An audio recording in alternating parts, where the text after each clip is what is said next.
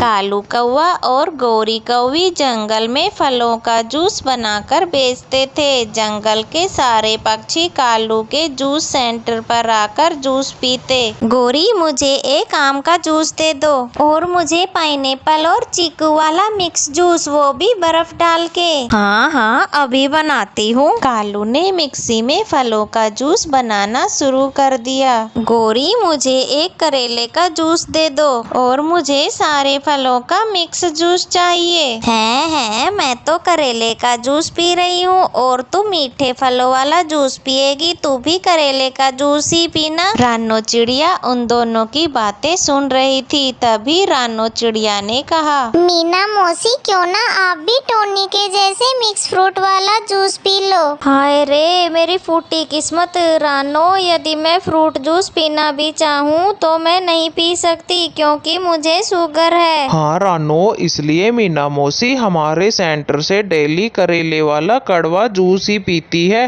और हाँ कालू, मेरे जूस में एलोवेरा डालना मत भूलना। कालू जल्दी जल्दी से सारे पक्षियों के बताए अनुसार फलों का जूस बना देता है। गौरी, पहले तुम्हारे जूस का टेस्ट बहुत अच्छा था, आज तुमने बर्फ थोड़ी ज्यादा ही डाल दी। ई छी, कितना कड़वा जूस है मीना मौसी ये। टोनी, नहीं पीना है तो साफ साफ बोल दे, मैं ही पी लेती हूँ। फिर मीना मौसी टोनी का भी जूस पी लेती है। थोड़ा कम मीठा खाया करो साथियों, नहीं तो हमें भी मीना मौसी की तरह कड़वा जूस पीना पड़ेगा। चलो चलो भाई, अब सब अपने अपने पैसे दे दो। अपने अपने पैसे देकर सारे पक्षी वहाँ से चले जाते हैं। गौरी, दिन पर दिन तुम्हारे जूस का टेस्ट बिगड़ता जा रहा है, आगे से जरा ध्यान रखना। तभी वहाँ कालू का बेटा जग्गू कौवा वहाँ पर आ जाता है। पापा, कितने दिन हो गए मैं आपसे रिमोट वाली गाड़ी मांग रहा हूँ, पर आप हो कि मुझे लेकर ही नहीं देते।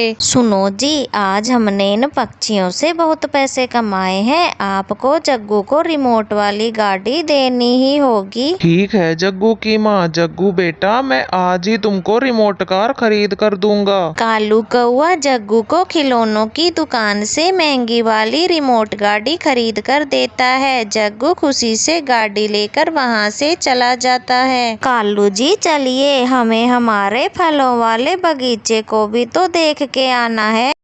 इधर जग्गू रिमोट गाड़ी लेकर चिंकी के पास आ जाता है। देखो चिंकी पिंकी, मेरे पापा ने मेरे लिए रिमोट वाली गाड़ी खरीद कर दी है। फिर जग्गू वो कार चलाकर दिखाता है और जोर जोर से नाचने लगता है। ये देखा चिंकी पिंकी, कितनी अच्छी है ना मेरी गाड़ी। जग्गू, क्या तुम अपनी रिमोट गाड़ी थोड़ी देर हमें खेलने के लिए दे सकते हो? नहीं, मैं अपनी गाड़ी को तुम दोनों के साथ शेयर नहीं करूंगा। मैं तो इसे अभी तक ठीक से खेला भी नहीं, और यदि तुम दोनों इसके साथ खेलोगे तो इसकी सारी चार्जिंग खत्म हो जाएगी। यदि तुम दोनों को ऐसे महंगे वाले खिलौनों से खेलना है तो जाके अपनी मम्मी पापा से कहो। इतना बोलकर जग्गू अपनी गाड़ी लेकर वहाँ से चला जाता है।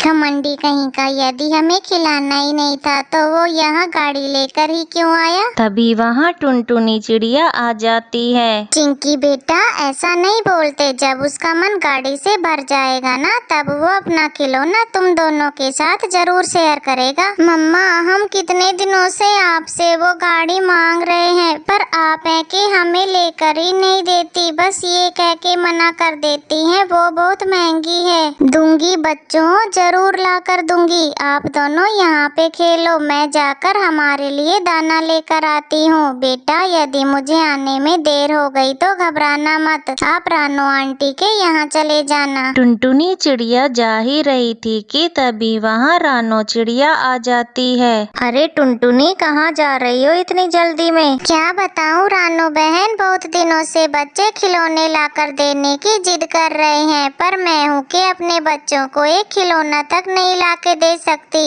इसलिए मैं राजा जी के महल में काम करने जा रही हूँ। परंतु टुनटुनी, तुम तो अपना जूस जूस सेंटर खोलने वाली थी ना?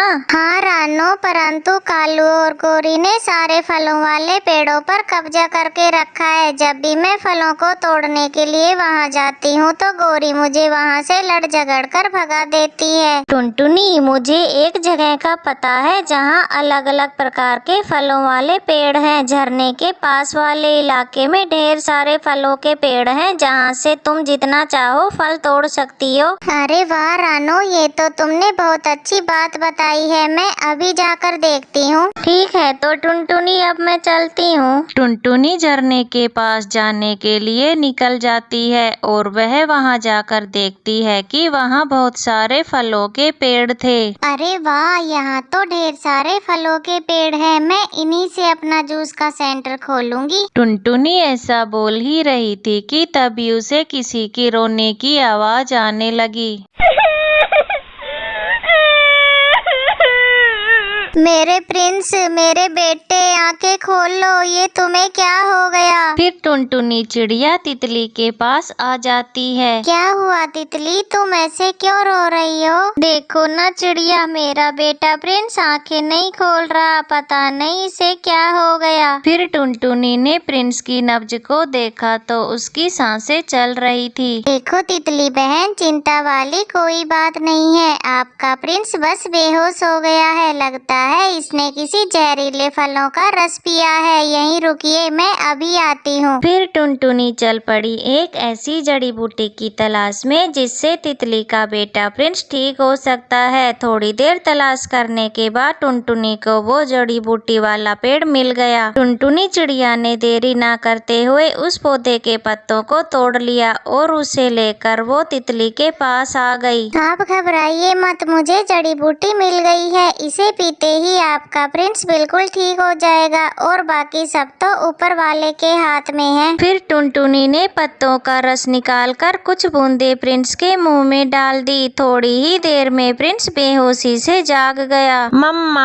मम्मा, मेरे बच्चे, तू ठीक हो गया। चिड़िया, यदि तुम ठीक समय पर न आती तो न जाने मेरे प्रिंस का क्या होता। कोई बात नहीं बहन जी, जंगल में एक दूसरे की मदद करना हमारा फर्ज बनता है और न जाने कब कौन किसके काम आ जाए। वैसे आपका नाम क्या है? मेरा नाम सोना तितली है। पर तुम इस इलाके में क्या कर रही हो? क्या तुम्हारा कोई रिश्तेदार इस इलाके में रहता है? जी नहीं बहन जी, दरअसल मैं यहाँ के फलों वाले पेड़ों को ढूंढ रही थी। मुझे मेरे जंगल में फ्रूट जूस वाला सेंटर खोलना है। ये तो बहुत अच्छी बात है। अगर तुम्हें मेरी कोई जरूरत पड़े तो मेरे घर जरूर आना। ठीक है तो अब मैं चलती हूँ। बच्चे मेरा घर पर इंतजार कर रहे होंगे। ऐसा कहकर टुनटुनी चिड़िया वहाँ से निकल पड़ी।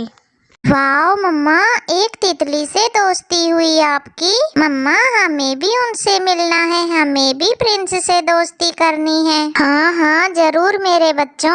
अगले दिन टुनटुनी चिड़िया फलों वाले पेड़ों से कुछ फल तोड़कर ले आती है और अपना पुराना जूसर लेके अपना फ्रूट जूस सेंटर खोल लेती है। जंगल के सभी पक्षी टुनटुनी का फ्रूट जूस सेंटर देखकर बहुत खुश हो जाते हैं और उसी के सेंटर पर फलों वाला जूस पीने लगते हैं। अरे वाह वाह वाह, क्या जूस बनाया टुनटुनी, वो भी बिना पानी डाले। अगर इसमें बर्फ होती तो और मजे आ जाते। नहीं नहीं रानो, आजकल बर्फ में बहुत मिलावट हो रही है और जूस भी पतला हो जाता है। मैं फलों के जूस का मजा खराब नहीं करना चाहती। अरे हाँ, अब आई बात समझ में। ये कालू फलों के जूस में इतना भर भर के बर्फ क्यों डालता था? जूस के नाम पर हमें शक्कर वाला पानी पिला रहा था वो कालू। कालू जी, यदि ऐसा ही चलता रहा तो हमारा तो सारा धंधा ही चौपट हो जाएगा। हमें कुछ ना कुछ तो करना ही होगा इस टुनटुनी चिड़िया का। भाभी जी,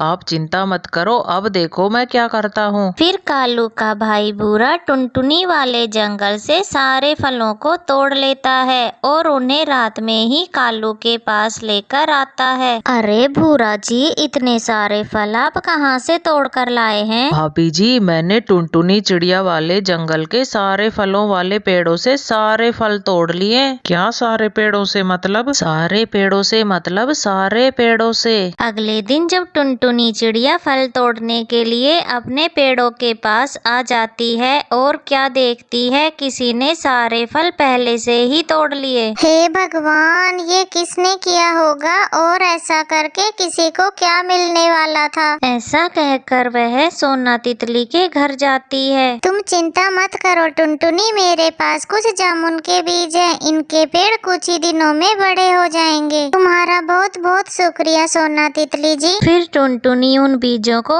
अपने घर के पास लगा देती है। कुछ ही दिनों में पेड़ उगकर बड़े हो जाते हैं। इधर दिन पर दिन कालू के फल खत्म होने लगते हैं। देखो टुनटुनी, सारे पेड़ों पर कैसे जामुन लग रहे हैं। रानो, मुझे लगता था कि जामुन के पेड़ बहुत छोटे होते हैं, पर यह तो बाकी पेड़ों की तरह बहुत बड़े हैं। फिर टुनटुनी कुछ जामुन तोड़ लेती है और अपने फ्रूट जूस सेंटर पर आ जाती है। अब टुनटुनी की अच्छी कमाई होने लगती है। कालू जी, हमने हमारे लालच के कारण अच्छा खासा धंधा चौपट कर दिया। हाँ गौरी, अब से हम पूरी ईमानदारी से अपना धंधा करेंगे। अब टुनटुनी चिड़िया सभी पक्षियों को अपना स्पेशल जामुन का जूस बनाकर पिलाने लगी। टुनटुनी, पर मेरा क्या होगा? मीना मौसी, आपके लिए है ना यह स्पेशल करेला, एलोवेरा और जामुन के बीजों वाला जूस। सारे पक्षी जोर जोर से हंसने लगे और कालू और गौरी टुनटुनी से माफी मांगते हैं और दोनों खुशी खुशी जंगल में फ्रूट जूस बनाकर बेचते हैं।